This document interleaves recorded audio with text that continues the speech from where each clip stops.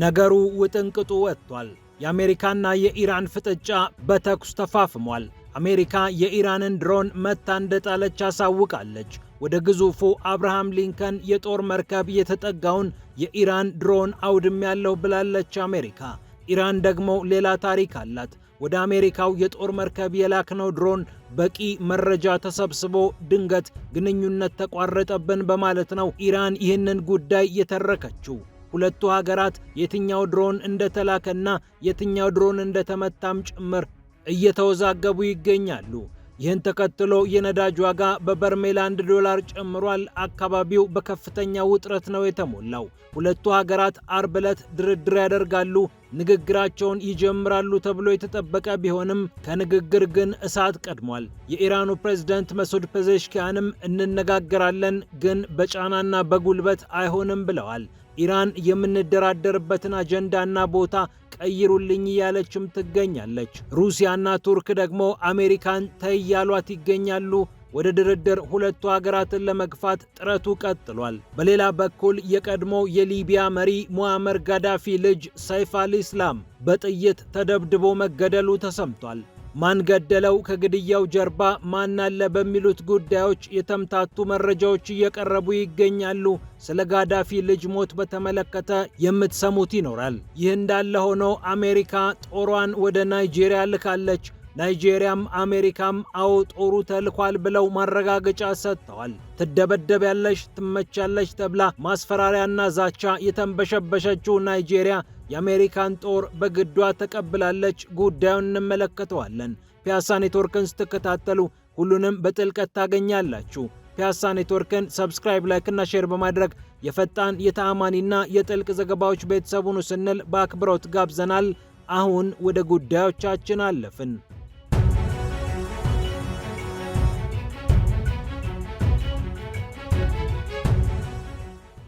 የአሜሪካ ጦር የኢራንን ድሮን መቶ መጣሉን አሳውቋል። ወደ አብርሃም ሊንከን መርከብ ተጠግቶ የነበረውና በአረብ ባህር ሲንቀሳቀስ የነበረው ድሮን አቅጣጫውን ቀይሮ እንዲመለስ ጥረት ብናደርግም ባለመሳካቱ የጦር ሰራዊታችንን ደህንነት ለመጠበቅ ሲባል እርምጃ ወስደናል ብላለች አሜሪካ።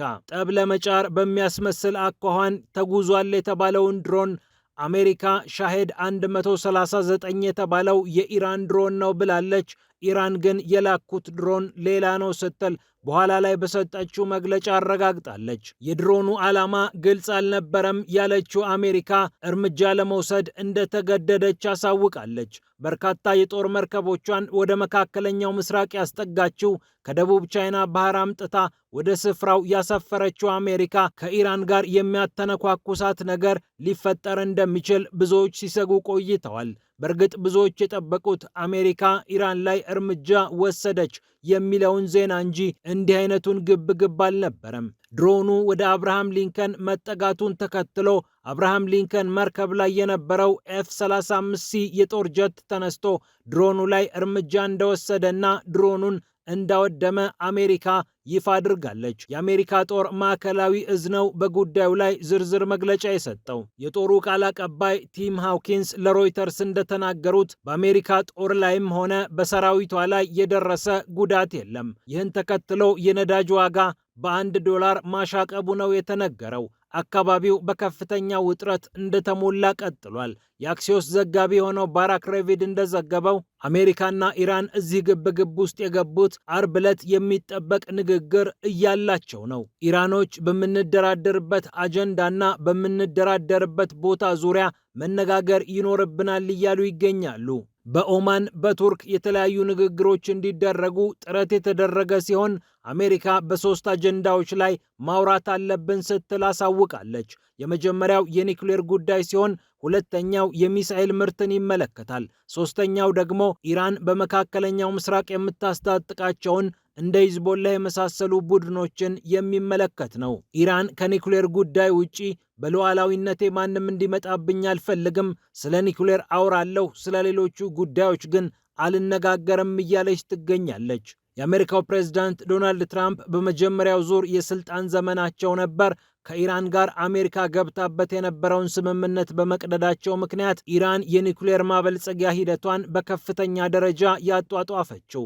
60 በመቶ ጥርት ያለ የዩራኒየም ማበልጸግ ሂደት ላይ ደርሳለች የተባለችው ኢራን በዚህ አያያዟ ከቀጠለች የኒውክሌር ቦምብ ማምረት የምትችልበት እድል ከፍተኛ ይሆናል እየተባለ ይገኛል። ኢራን ግን ምንም አይነት ሰላማዊ ያልሆነ የኒውክሌር ልማት የለኝም በሚል በተደጋጋሚ አሳውቃለች። በሀገሪቱም የኒውክሌር ቦምብን መታጠቅ ትክክል አይደለም የሚል ሕግ ደንግጋለች። ክስተቱን በተመለከተ ምላሽ የሰጠችው ኢራን እንዲህ አለች። እንደ ፕሬስ ቲቪ ዘገባ የኢራን ጦር ኃይሎች የታጠቀው ሻሄድ 129 የተባለው ድሮን ነው ወደ አብርሃም ሊንከን የጦር መርከብ የተጓዘው። ወደ መርከቡ የተጠጋውም በቂ መረጃ ለማግኘት ነው። የተለያዩ ዳታዎችን፣ ቪዲዮዎችን ከሰበሰበ በኋላ ሻሄድ 129 ድሮኑ ከማዕከል ጋር ያለው ግንኙነት ተቋረጠ። ክስተቱ ምን እንደሆነ እንመረምራለን። ነገር ግን ግንኙነቱ ከመቋረጡ በፊት ሁሉንም አይነት መረጃ የኢራን ጦር አግኝቷል ስትል ኢራን ይፋ አድርጋለች። ኢራን ሻሄድ 129 የተባለውን ድሮን ነው የላኩት ስትል፣ አሜሪካ ደግሞ የመታሁት ሻሄድ 139 የተባለውን ድሮን ነው እያለች ትገኛለች። ከኢራን በኩል ከአሜሪካ የሚመጡ ማስፈራሪያዎች ተቀባይነት የላቸውም እየተባለ ሲሆን አያቶላ ሳይድ አሊ ሐሚኒ ቅዳሜ ዕለት ባደረጉት ንግግር አሜሪካ ኢራን ላይ ጦርነት ከከፈተች ጦርነቱ ቀጠናዊ መልክ ይኖረዋል፣ ቀጠናዊ ጦርነት እንዲኖረው ከፈለጋችሁ ሞክሩት ብለው ማስጠንቀቃቸው የሚታወስ ነው። በማስፈራሪያና ጫና ምንም የሚፈጠር ነገር የለም ያሉት ደግሞ የኢራኑ ፕሬዝዳንት መሱድ ፔዜሽኪያን ናቸው። ከአሜሪካ ጋር ንግግር ለማድረግ የውጭ ጉዳይ ሚኒስትሩን አዝዣለሁ ያሉት የኢራኑ ፕሬዝዳንት ንግግርን በተመለከተ በራችን ክፍት ነው፣ በጫናና በቁጣ ግን የሚደረግ ንግግር የለም ሲሉ አረጋግጠዋል። ይህን ተከትሎም የኢራኑ የውጭ ጉዳይ ሚኒስትር አባስ አራግቺ በተለያዩ ሀገራት ያደረጉትን የውጭ ጉዞ ተከትሎ አሁን ደግሞ ከአሜሪካዎች ጋር ሊነጋገሩ መሆኑ ተሰምቷል። ከቱርክ፣ ከኳታር፣ ከኦማንና ከኩዌት የውጭ ጉዳይ ሚኒስትሮችና አመራሮች ጋር ሰፊ ቆይታ ያደረጉት የኢራንን አቋም አሳውቀው የተመለሱት አባስ አራግቺ አሁን ደግሞ ወደ ቱርክ አቅንተው ንግግር ያደርጋሉ ተብሎ እየተጠበቀ ይገኛል። የኢራኑ ፕሬዝዳንት በኤክስ ገጻቸው በተከታታይ የጻፏቸው ጽሑፎች ስለ ንግግር በራችን ክፍት ነው፣ ብሔራዊ ጥቅማችንን መሰረት ያደረገ ንግግር እናደርጋለን ብለዋል። የአሜሪካው ፕሬዝዳንት ዶናልድ ትራምፕ ልዩ ልዑክ የሆኑት ስቲቭ ዊትኮፍ ከኢራኑ የውጭ ጉዳይ ሚኒስትር አባስ አራግቺ ጋር ይገናኛሉ ተብሎ እየተጠበቀም ይገኛል። የአሜሪካው ፕሬዝዳንት ዶናልድ ትራምፕም ከእነርሱ ጋር እየተነጋገርን እንገኛለን፣ ከዚህ ቀደም ኦፕሬሽን ሚድናይት ሃመር ብለን የፈጸምነውን አይነት ኦፕሬሽን መፈጸም የሚያስፈልግ አይመስለኝም፣ እነርሱም ከእኛ ጋር መነጋገር ይፈልጋሉ፣ እኛም እንነጋገራለን በማለት ዶናልድ ትራምፕ ስለ ጉዳዩ በይፋ ተናግረዋል።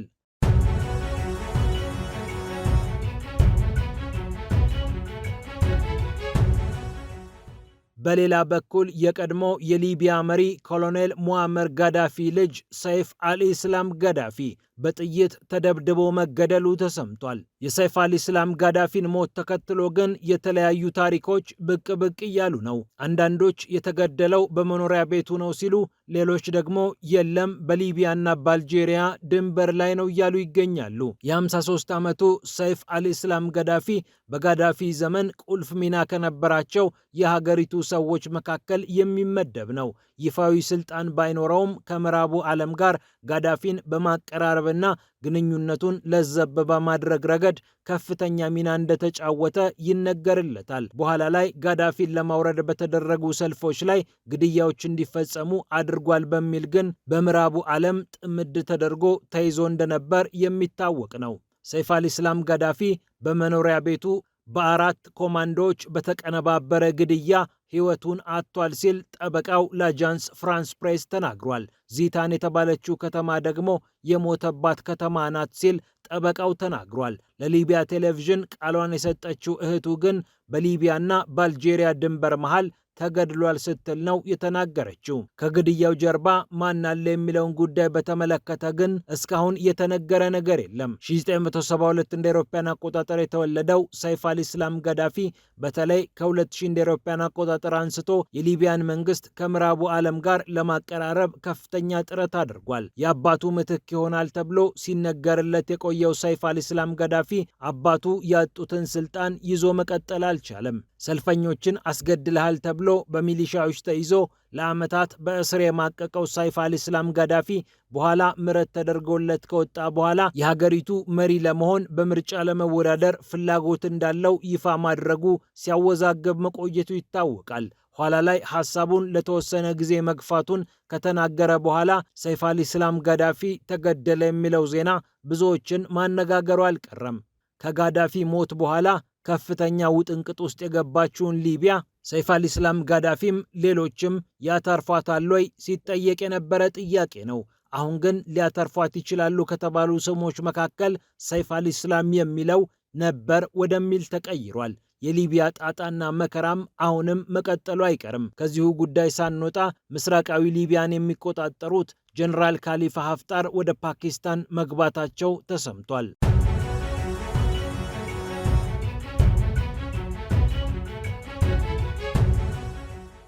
በመጨረሻም የአሜሪካ ጦር ወደ ናይጄሪያ ገብቷል። ይህንንም ናይጄሪያም አሜሪካም አረጋግጠውታል። አነስተኛ ቁጥር ያለው ወታደር ወደ ስፍራው ልከናል ብላለች አሜሪካ። ጀነራል ዳግቪን አርኤም አንደርሰን በአሜሪካ ጦር የአፍሪኮም ወይም የአፍሪካ እዝ አዛዥ ናቸው። እርሳቸው ለጋዜጠኞች እንደተናገሩት የተወሰነ ቁጥር ያለው ወታደር ሁለቱ ሀገራት ባደረጉት ስምምነት መሰረት ወደ ናይጄሪያ ገብቷል። ይህም የሁለቱን ሀገራት ትብብር ያመላክታል ብለዋል። በአይሲስ ታጣቂዎች ላይ ከወራት በፊት ጥቃት የሰነዘረችው አሜሪካ ናይጄሪያን ስታስፈራራ ቆይታ አሁን ደግሞ ናይጄሪያ አጋሬ ነች፣ የናይጄሪያን ጦር የሚያግዝ ቡድን ልክ ያለው እያለች ትገኛለች። ክርስቲያኖች እየተገደሉ ስለሆነ ካልሆነ የአሜሪካ ጦር እርምጃ ይወስዳል በማለት የአሜሪካው ፕሬዝዳንት ዶናልድ ትራምፕ የናይጄሪያውን ፕሬዝዳንት ቲኑቡን ሲያስፈራሩ መቆየታቸው የሚታወስ ነው። ፒያሳ ኔትወርክን ስትከታተሉ ስለቆያችሁ ክብረት ይስጥልን ብለናል። ፒያሳ ኔትወርክን ሰብስክራይብ፣ ላይክ እና ሼር በማድረግ የፈጣን የተአማኒና የጥልቅ ዘገባዎች ቤተሰቡን ስንል በአክብሮት ጋብዘናል። ሰላም ለዓለማችን።